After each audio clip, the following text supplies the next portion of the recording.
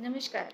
आज मैं आप सबके सामने एक बहुत कॉमन क्वेरी लेकर आई हूँ कि क्या आईवीएफ के बाद बहुत सारे इंजेक्शंस लगते हैं और मरीज़ को कंप्लीट बेड रेस्ट पे चले जाना पड़ता है।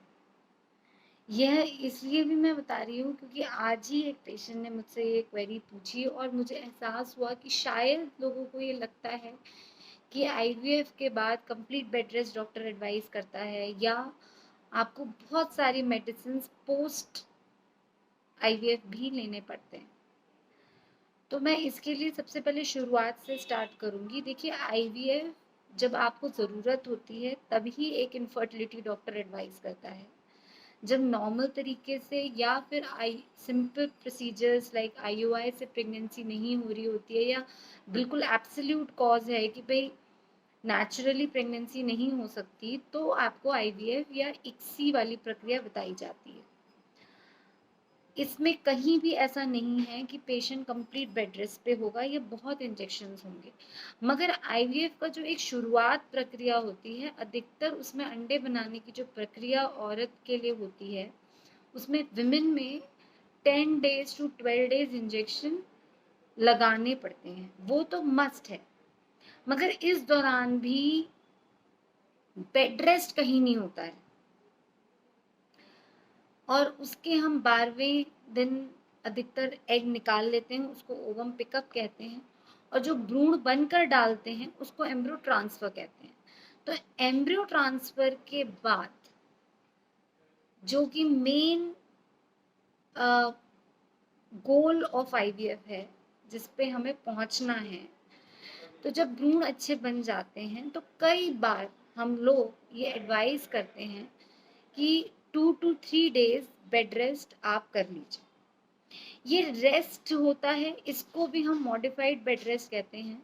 इसको हम कहीं भी कंप्लीट बेड रेस्ट नहीं कहते।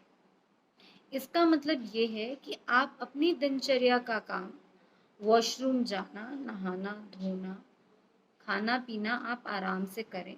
2-4 दिन बाद आप अपनी daily mild activities you can start, but definitely heavy work और स्ट्रेनस एक्सरसाइजेज और लॉन्ग ट्रैवलिंग को मना किया जाता है। ये सिर्फ आपके एक पॉजिटिव प्रेगनेंसी आने तक है। इसके बाद अगर किसी प्रेगनेंसी के वजह से आपको रेस्ट है, सपोज एक के बजाय ट्विन प्रेगनेंसी हो जाती है या ट्रिपलेट प्रेगनेंसी हो जाती है या लो लाइन प्लेसेंटा हो जाता है, एक बार जब प्रेगनेंसी का पहला अल्ट्रासाउंड हो जाता है, उसके बाद अगर कोई रेस्ट एडवाइस होगा तो वो अधिकतर आपका प्रेगनेंसी के वजह से होगा, ना कि आईवीएफ के द्वारा होगा। क्योंकि अगर सिंगल प्रेगनेंसी है और सब कुछ नॉर्मल है तो आपको आईवीएफ एक नॉर्मल प्रक्रिया की ही तरह लेना चाहिए। दूसरी चीज की इंजेक्शंस बहुत लगाए जाते हैं।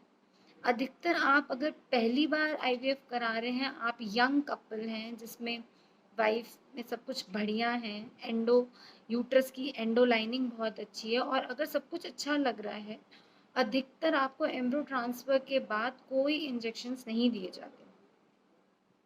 यह इंजेक्शंस तभी दिए जाते हैं जब हमें कभी ऐसा लगे कि आपको पहले आपने आईवीएफ कराया है या पहले बेबी एबॉर्ट हो गया है या झिल्ली अच्छी नहीं बन रही है या इम्प्लांटेशन फेलियर हुआ है कि पहले आईवीएफ हुए बट वो चिपकी नहीं, अच्छे एम्ब्रियो थे बट चिपके नहीं।